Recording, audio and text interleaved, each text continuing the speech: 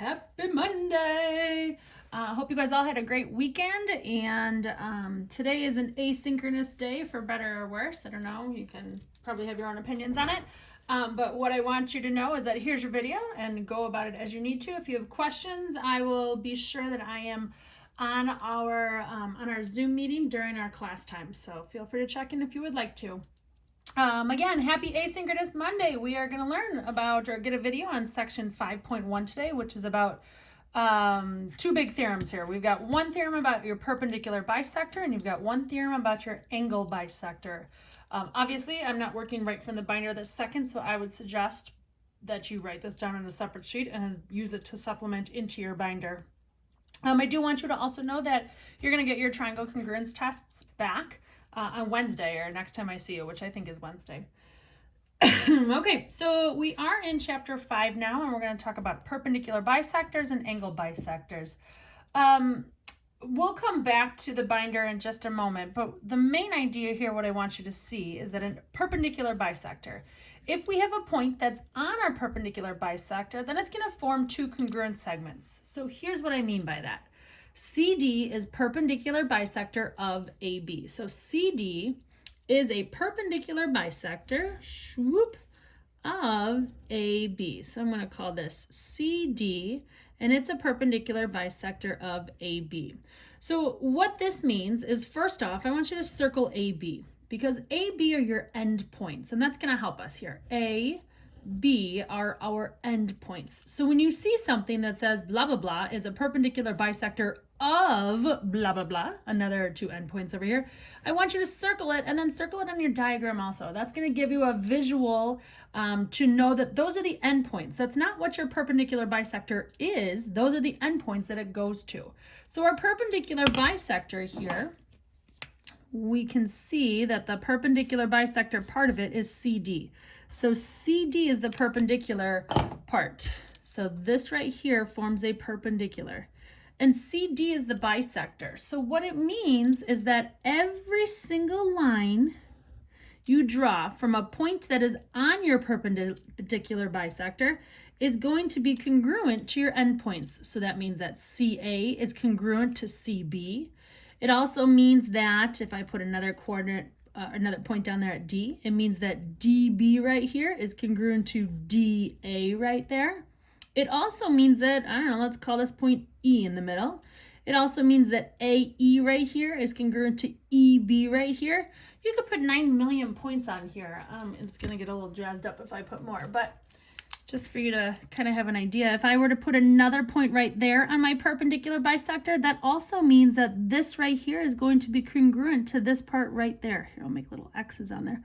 So any point that gets landed on your perpendicular bisector, which is CD right there, is going to be congruent. It's going to form two congruent segments to your endpoints right there. So that's the point of this, is if a point is on the perpendicular bisector, then it forms two congruent segments. All right, let's talk about so that's perpendicular bisector. And again, we're only going to get good through practice. I'm just trying to give you the information right now, and then we'll practice through it. So angle bisector here. So if a point is on the angle bisector, so I'm going to tell you here that we have an angle bisector. Let's call our angle bisector AB. And it is an angle bisector of, let's see, CAD. All right, so I'm going to tell you that AB is an angle bisector of CD. Can you still see that? Oops, I'm running off the page. Sorry about that. So yeah, so AB is an angle bisector of CD. So what that means then is that this right here and this right here are congruent, right? So we can conclude, once we know we have an angle bisector, that CAB is congruent to BAD. That's something that you can conclude from knowing that AB is an angle bisector of CD. What we also get to know now is if there is a point on our angle bisector and it connects to the rays out here of the angle, then we know that those right there are congruent also. So if I were to call that E right here. So if we have a point on our angle bisector right here, we also know now that this segment right here is congruent to this one right here. Okay? Okay, so we're gonna, oh, and that says here, if a point is on the angle bisector, then it's gonna form two congruent segments. Okay, so let's walk through some of these binder pages now. So I'm gonna open my binder up to page 185. So up at 185. And plus, remember, I'm encouraging you to stop, pause, take notes as you need to. I'm just flying through this lesson because you have every power within you to stop and pause and rewind and play again and again. So here we go. Our warm-up here, I suppose, or some informational pieces that we need to remember is to list everything you know about the sides and the angles of a triangle given the diagram and tick marks. So let's think beyond the tick marks also. There's some obvious. We know that AB is congruent to BC. We know that tick mark wise anyways, that AD is congruent to DC. Tick mark wise, we've got those congruent and those congruent right there. Let's see, what else can we figure out? Oh, one of my favorite theorems, the if sides then angles theorem here. So I can say if those sides right there are congruent, that must mean this angle right here is congruent to this one right here. So we've got angle BAE is congruent to angle BCE. Awesome. And then this if sides and angle theorem also tells me that this angle right here is congruent to this one right here. So I also know that angle EAD is congruent to angle DCE. So those right there are congruent. What else can we tell? Oh, we know that BE is congruent to itself, right? So BE is congruent to itself by the reflexive property. Let's see, some other fun pieces of information here. We know that, oh, BD, I mean, we could talk about the whole thing, right? BD is congruent to BD also. Okay, so just some refresher about some past information that we know we can conclude off of a diagram. Okay, down here now, this is where we start talking about perpendicular bisectors. Again, if I see that AK is a perpendicular bisector of EL, I circle EL right away.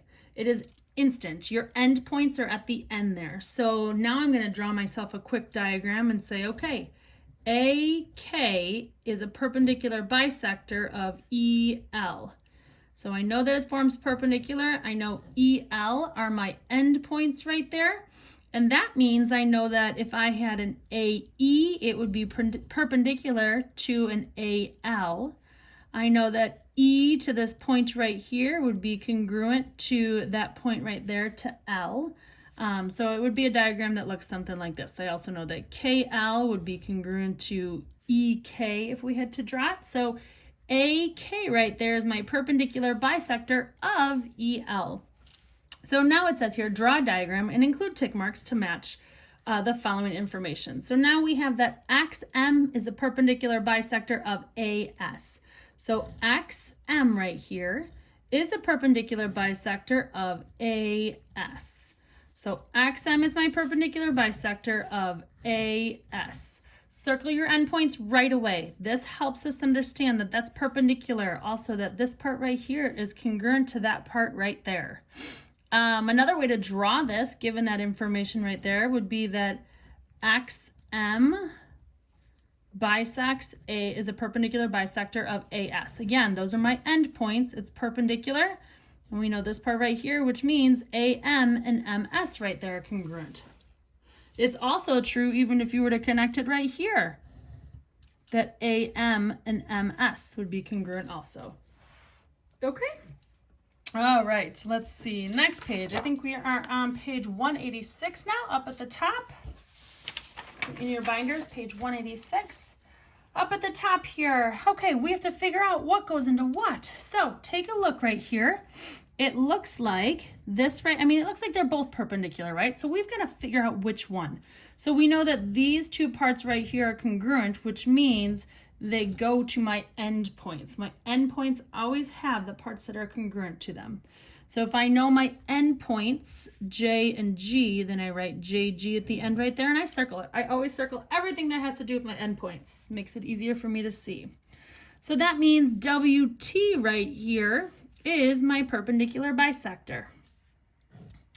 I also have here for B that if I have a point right here that has two congruent parts that go to it and a point right here that has two congruent parts to it, then WT right here must be my perpendicular bisector.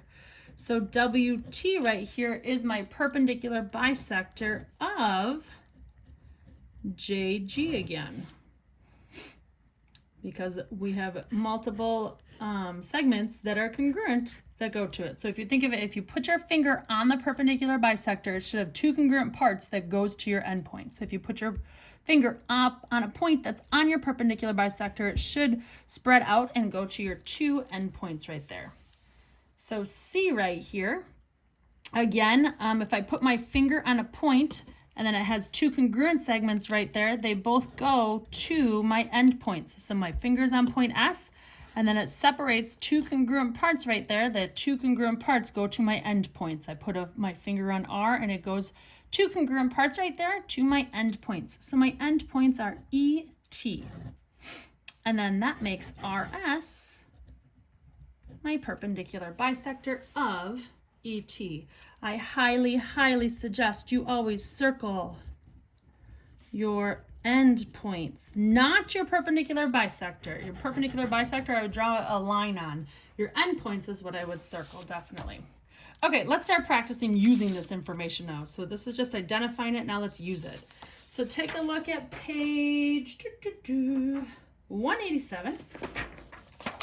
187 here says, use your knowledge from the previous problems to determine the value of X and the perimeter. So here we've got PR as a perpendicular bisector of CE. So C and E are my endpoints. What does it look like I'm going to do with them? Oh, circle them. Great idea. I love it. All right, so circle them, which means we know that PR is a perpendicular bisector. If PR is my perpendicular bisector, that makes PC congruent to PE. It also makes CR congruent to RE. Okay, and now we also have to label here. We've got PRE is 6x minus 2y. We have PRC equaling to 3x plus 2y.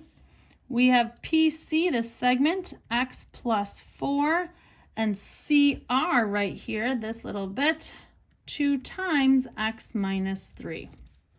All right, there's a couple different ways to approach this. I think one of the ways is that we know that both of these are both 90. We also know that both of them are congruent. So they're congruent to each other because they're both right angles. So we can do this a few ways. First off, I'm going to set them equal to each other. 3x plus 2y equals 6x minus 2y.